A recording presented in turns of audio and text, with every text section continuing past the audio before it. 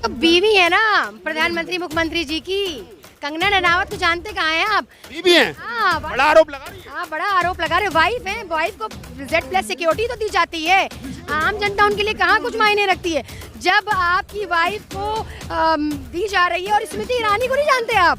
वो second wife है, एक फर्स्ट वाइफ है, एक थर्ड वाइफ है। उन लोगों को Z+ सिक्योरिटी मिलेगी, और हम आम जनता को, हम आम बेटियों को कुछ नहीं मिलेगा, सिर्फ डंडे मिलेंगे। हमें डंडों से बजाया जाएगा और कहा जाएगा देखो होश में रहना, मेरी सरकार है, हम जिस तरफ चाहेंगे उस तरफ मोड़ेंगे। और देखना, हम इसको धर्म का इतना चश्मा पहनाएंगे कि देश को बर्बादी की कगार पर लाकर खड़ा कर देगा।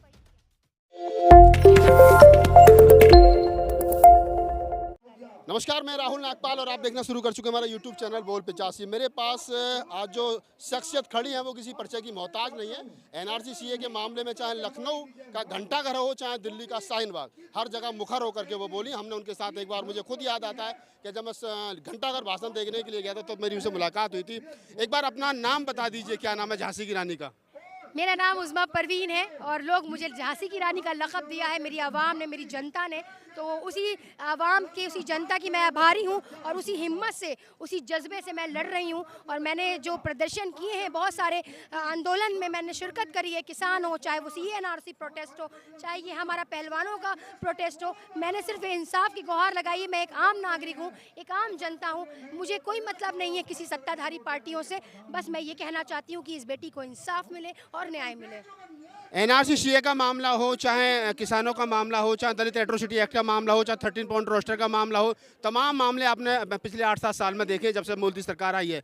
सरकार पहले थकाती है, फिर डराती है, फिर बदनाम करती है, और जब लाठा मतलब डराती है, धमकाती है, और जब कोई हथकंडा नहीं चलता है तब बैठ करके बात करती है। अब ये आंदोलन किस दौर में देख रहे हो? थकाने के दौर में ये थकाया जा रहा है, बेटियों के हौसले तोड़ रहे हैं, टूट चुके हैं आधे से ज़्यादा। ये बेटियां जो सड़कों पर बैठी, आपको लगता है दोबारा ओलंपिक लाएंगी? देश के सम्मान को बचाएंगी? जिनके खुद के सम्मान नहीं बच पा रहे हैं, वो अपने देश के सम्मान के लिए लड़ पाएंगी? उनके हौसले को तोड़ा है, उनके जज्बे को तोड़ा है, उनकी हिम्मत को तोड़ा है, उनकी ताकत को तोड़ा है। ये गलत किया गया है, और इसके लिए इंसाफ होना चाहिए। इस बेटी को इंसाफ मिलना चाहिए, क्योंकि आज एक बेटी के लिए एक बेटी खड़ी है इंसाफ मांगने के लिए। और मुझे यकीन है ये सुनेगी सरकार। जब तक कि इसको बजाया नहीं जाता ना, तब तक ये सुनती भी नहीं है। ये हट धर्म नहीं होते जो बादशाह होते हैं, जब तक बार बार उनसे बोलो ना, तब तक वो कुछ नहीं सुनते। ये बादशाही वाली सरकार है। लोकतंत्र की ये हत्या कर चुके हैं, लोकतंत्र को ये लूड़ा लंगड़ा कर चुके हैं, और संविधान तो घोल के शरबत बनाकर पी गए हैं। तो ये संविधान मानने वाले लोग नहीं हैं। तो ये बेहद जिसको कहते हैं नीचता, वो है इनके अंदर, और हट धर्म है। जब तक ये हम इनको आवाज़ नहीं देंगे, तब तक ये नहीं सुनेंगे। देश में सरकार हिंदुओं की चल रही है, कट्टर हिंदुओं की सरकार चल रही है, हिंदू राष्ट्र बनाने की बात चल रही है, मनुस्मृति लागू करने की बात चल रही है, और हिंदुओं की बेटियां रोड पर बैठी हैं। या ये बेटी जो है ये हिंदू नहीं है क्या? बिल्कुल, हिंदू राष्ट्र से मुझे याद आया, मोदी जी, अगर वाकई सच्चे आप हिंदू राष्ट्र हैं, आप हिंदुओं की परवाह करते हैं, तो मेरे प्यारे मोदी जी, हिंदुओं के 2000 के नोट मत बदलिए, हिंदुओं के लिए डीजल मत महंगा करिए, हिंदुओं के लिए तेल मत महंगा करिए, हिंदुओं के लिए आटा चावल महंगा मत करिए। अगर सच्चे आप हिंदू हैं, सच्चा हिंदू अपने हिंदू की परवाह कर रहा है ना, तो ये बकवास है। ये पूरा देश जूझ रहा है एक ऐसी बदहाली से, ये पूरी जनता जूझ रही है। ये हिंदू राष्ट्र बनाना नहीं चाह रहे, ये अपना खुद का राष्ट्र बनाना चाह रहे हैं, खुद की सत्ता पाना चाह रहे हैं। ये खुद के लालची हैं, और आज अगर अंधभक्तों की आंख आज भी नहीं खुली तो देश बर्बाद हो जाएगा। हमारे लोग, कुछ लोग आज जाग चुके हैं। आज हम जागरूक नागरिक यहाँ पर खड़े हैं और आवाज़ लगा रहे हैं, और मुझे लगता है कि अंधभक्त भी जागेंगे और वो भी जागरूक होंगे। आप कह रहे नहीं, मेरा सवाल फिर भी वहीं खड़ा है। मैं कह रहा हूँ कट्टर हिंदुओं की सरकार चल रही है, बेटियां हिंदुओं की हैं। क्या ये बेटी हिंदू नहीं है जो मोदी जी चंद कदमों की दूरी से इनकी बात नहीं सुन रहे हैं? इसी के साथ एक सवाल और जोड़ देता हूँ। देश के अंदर जितने हिंदुओं के संगठन हैं, RSS है, बजरंग दल है, विश्व हिंदू परिषद है, बहुत सारे संगठन हैं जो कहते हैं कि बेटियां बचाओ, लव जिहाद से बचाओ। क्या आज ये बेटी, एक कंगना रनावत जो है, जो हीरोइन है, जिसको बाबा आदित्यनाथ योगी कहते हैं कि मैं चुनाव के बाद में कंगना रनावत की पिक्चर देखूंगा, वो हिंदू बेटी है, उसको वाई सिक्योरिटी दी जाती है, और जो बेटियां ओलंपिक में गोल्ड मेडल जीत करके लाई हैं, वो बेटी ना हिंदू है, ना आज वो विनेश फोगाट प्रधानमंत्री जी की बेटी। कारण क्या है? वो तो बीवी है ना प्रधानमंत्री मुख्यमंत्री जी की। कंगना रनावत को जानते कहाँ हैं आप? बीबी हैं, हाँ बड़ा आरोप लगा रही है। हाँ, बड़ा आरोप लगा रहे। वाइफ है, वाइफ को Z+ सिक्योरिटी तो दी जाती है। आम जनता उनके लिए कहाँ कुछ मायने रखती है। जब आपकी वाइफ को दी जा रही है, और स्मृति ईरानी को नहीं जानते आप, वो सेकंड वाइफ है, एक फर्स्ट वाइफ है, एक थर्ड वाइफ है, उन लोगों को Z+ सिक्योरिटी मिलेगी, और हम आम जनता को, हम आम बेटियों को कुछ नहीं मिलेगा, सिर्फ डंडे मिलेंगे। हमें डंडों से बचाया जाएगा और कहा जाएगा देखो होश में रहना, मेरी सरकार है, हम जिस तरफ चाहेंगे उस तरफ मोड़ेंगे, और देखना हम इसको धर्म का इतना चश्मा पहनाएंगे कि देश को बर्बादी की कगार पर लाकर खड़ा कर देंगे। और वही किया, वही हो रहा है। आप कह रहे हो लोगों को धर्म का चश्मा पहनाया जा रहा है, बारी बारी से पिट तो सभी रहे ना। एनआरसी के मामले पे मुसलमान पिटा, दलित एट्रोसिटी में दलित पिटा, किसान मुद्दे पे किसान पिटा, कभी कोई पिट रहा, बारी बारी से लाठी तो सबके बढ़ रही हैं। देखिए, कभी किसी को ये खालिस्तानी बताते हैं, कभी किसी को ये पाकिस्तानी बताते, किसी को ये आतंकवादी बताते, किसी को ये जिहादी बताते। सिर्फ एक लौते ये राष्ट्रवादी हैं, खाली राष्ट्रभक्त यही हैं। सारा इन्होंने राष्ट्रभक्ति का पाठ पढ़ लिया है, और ये सारे बैठ गए हैं लाइन से और जय माता दी कर रहे हैं। और जय माता माता करने वाले, अरे माता का सम्मान तो आ नहीं रहा है तुम्हें। वो माता है, वो बेटी है, वो बहन है जो इंसाफ मांग रही है, उसके लिए तो कोई न्याय है ही नहीं। तो ये सब झूठे मूठे स्लोगन है इनके, ये इनको सत्ता के लालची और सत्ता के पुजारी हैं। ये ना माँ के हैं, ना बहन के, ना बेटी के। मैं चैलेंज करती हूँ यहाँ से मोदी सरकार को, 2024 आप अपने आंकड़े देखिएगा। जिस तरह से कर्नाटक में आपका नाटक नहीं चला ना, वैसे ही केंद्र में आपका नाटक नहीं चलेगा भाई।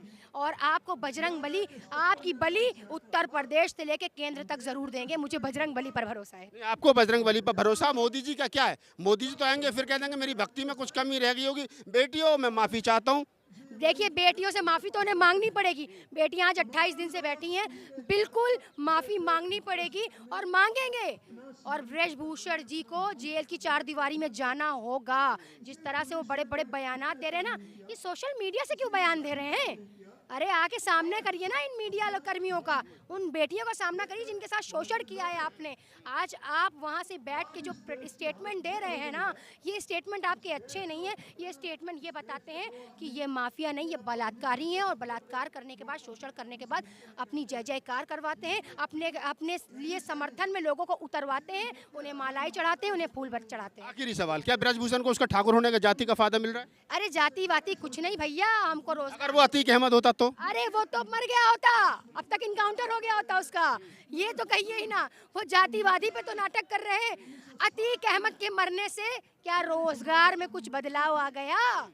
तेल कम हो गया, डीजल के पेट्रोल के दाम कम हो गए, मुसलमान कूड़ में आ गए। अरे भैया, मुसलमानों की चूड़ी टाइट करते करते पूरी जनता की चूड़ी टाइट कर दी उन्होंने, पूरे विश्व की चूड़ी टाइट कर दी। दलितों की चूड़ी टाइप, किसानों की चूड़ी टाइप, अब पहलवानों की चूड़ी टाइप। ये किसी के हैं थोड़ी ना, ये झूठ बोलते हैं। ये कहते हैं कि देखो हिंदुओं, मुसलमानों को मैं लगाम कसे हुए हूँ। ये कुछ नहीं, ये अंधभक्तों को बेवकूफ़ बना रहे हैं। ये सिर्फ कह रहे हैं कि देखो तुम बेवकूफ़ बनते रहो और हम सत्ता की रोटी खाते रहे, और तुम सब बेरोजगार टहलते रहो, और ना तुम्हारे पास स्वास्थ्य हो, ना तुम्हारे पास शिक्षा हो, ना तुम्हारे पास एजुकेशन हो, और तुम्हारा जो हमारा जो भारत है ना, वो कहाँ जा रहा है? रुपया गिर गया है, रुपया लेने से इनकार कर दिया है विदेशियों ने। अब हम कहाँ जाएंगे? अगर हम भुखमरी की तादाद पर आ गए तो अब हम कहाँ जाएंगे? तो अब सोचना होगा, अडानी जो पैसे लेके फरार हुआ है ना, इसको पकड़ कर लाना होगा। यही ये सत्ता, ये जो इन चला रहे हैं ना, असल में इनकी बागडोर अडानी और अंबानी के हाथ में है।